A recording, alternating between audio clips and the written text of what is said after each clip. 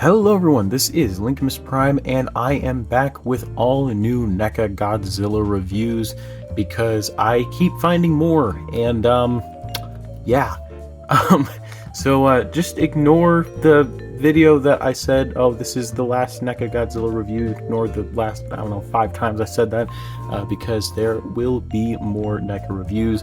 I am still finding like these figures, and currently I actually have almost every single mold of the NECA Godzilla. It's just I'm missing one, and the one I'm missing is the Heisei one. So yeah, but anyways, we're taking a look at the NECA Godzilla Tokyo S.O.S. I forgot what the name of this version is, but he's getting electrocuted, and there's no Mecha Godzilla figure to go with it. So yeah, let's just get right into the review. First, I would like to take a quick look at the box. It is your basic NECA style packaging, like, you know, the reissue kind. At least, well, this is a newer figure, and they, you know, well, yeah, but you know, you get a really cool image of the Tokyo S.O.S poster on the front with Mecha Godzilla, aka Kiryu Godzilla, Mothra. There you go. You got Godzilla, Mothra, and Mecha Godzilla Tokyo S.O.S. On the side, we got the same poster, Godzilla 65, because this came out back in 2019. On the other side, we get the same exact thing. On the back of the box, we get some product shots of the figure, which look very nice.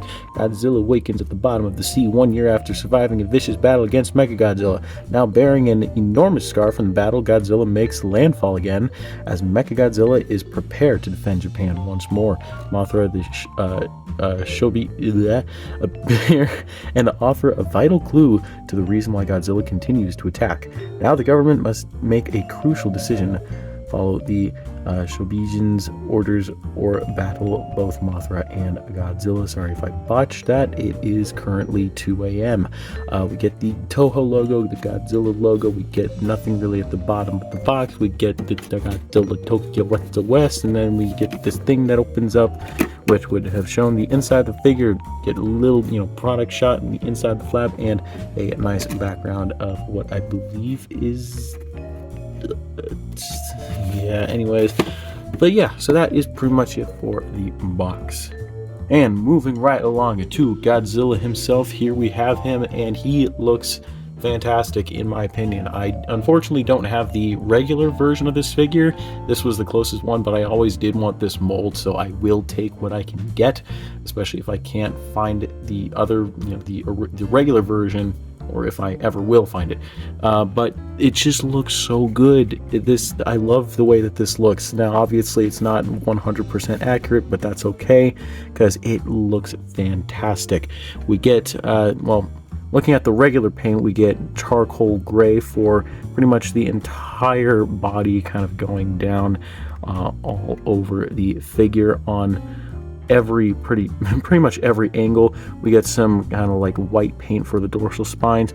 My only gripe with this is how messily painted everything is. I guess this is supposed to like more so replicate like electricity, like sparkling, but it just stops at this really ugly point right here at this part of the tail, and then it just doesn't continue. I'm not a big fan of that per se. I love the kind of metallic blue that's on here for this one dorsal spine, but that's really about it. It's kind of just like segmented and looks really just unnatural and weird. I don't really know. The electricity effect, however, is painted beautifully. I love the way that looks. That looks so amazing. We also get some like bluish purple bits right here in the legs. I don't know why that's there. It looks like blue pen. But yeah, paint apps are kind of, they perplex me on this figure. They're not bad, they confuse me. But yeah, when it comes to the eyes are painted nicely. A little bit of yellow, black pupil on both sides, and they are painted pretty much evenly as far as I can tell. You know, yellow for the electricity effect, and lots of scaly detail. Teeth are painted, you know, teeth color. The nails are painted as well, except these nails do look like they were colored in with purple marker. I don't know, maybe that's intentional, maybe that's not. I don't really know.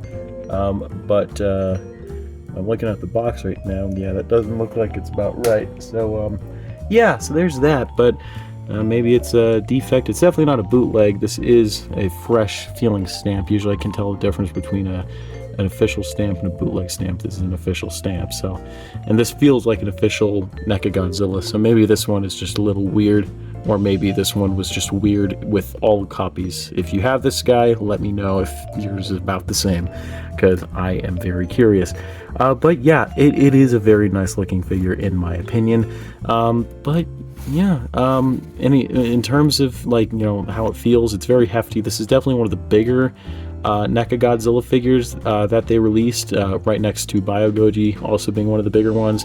Everyone else is just kind of on the small side, but also this tail right here, I should mention, is the best tail on a NECA Godzilla figure. But before I get to that, let's talk about the articulation. So we have a ball joint at the head, which allows it to look all the way around, which is very nice. We get a hinge joint at the jaw, which allows him to roar, because that's what Godzilla does. You know, you look down that far, up that far, side to side, all that kind of stuff. There's more movement in here. This is actually like a flexible piece, so like this is all kind of just rubbery, I guess, which kind of makes it a little bit more, you know, natural feeling, more dynamic. But yeah, arms can rotate all the way around. You can move out that much and in that much. Swivel at the elbow. There is a bend at the elbow, swivel at the wrist. There is up and down at the wrist, and a hinge joint in the hand. We get more movement in the torso, so the torso can rotate side to side, which is very, very nice. And when it comes to the legs can rotate forward, back, and that's really about it. You can't really get them to spread because there's not a lot of room in there. The knees are bendable, mostly, not really, kind of. They're supposed to be. They're just very tight. They can swivel right here, and there is a ball joint at the base of the foot, so that does have quite a bit of a range. And now let us move on to the tail. So the tail has a segment here, a segment here, a segment here, segment here, segment here, segment here, segment here, segment here, and a segment here. And all of this is natural, and then this little end tip of the tail is on a bendy wire. So everything is like articulated, and then this one is just more natural feeling. Like I'm not a huge fan of bendy wire. I've made that clear in like past reviews. However, this is a case that I can actually accept because it's mostly segmented like with ball joints. And then there's just this part right here, which is just a little bit of bendy wire. I'm okay with this. This entire tail, I'm okay with. This is the best tail I have seen on a NECA Godzilla figure, and I will stand by that. But yeah, so overall, when it comes to articulation, when it comes to detail, this figure is absolutely outstanding. Now, for a quick size comparison, here we have the S.O.S. NECA Goji next to the very first NECA Godzilla figure I ever reviewed, the NECA 1956 Godzilla, the NECA Mozu Goji, and the NECA GMK Godzilla. Overall, in my final comments on this figure, I think this is an amazing figure. It definitely has a lot of really cool, just, you know, aspects about it that I enjoy. I do kind of wish I had the regular version and then this. I'm the kind of person like would rather have the original and then the variant, but you know, unfortunately this is a case where I have the variant instead of the original, so that is, you know, it does kind of suck, but you know, if I can find it, then cool. If not, then I'm fine with this either way. But you know, articulation's great, detail's great, paint is 50-50 in my opinion, but you know, it's still good. Overall, I would recommend this figure, but unfortunately it doesn't exist anymore. So if you can find it, and if you could find an official one that isn't a bootleg, hopefully, then yeah, definitely pick this figure up. But anyways, guys, that is about it for this review. I hope you'll enjoy. Please like, comment, and subscribe, and I'll see you guys in the next video. Peace.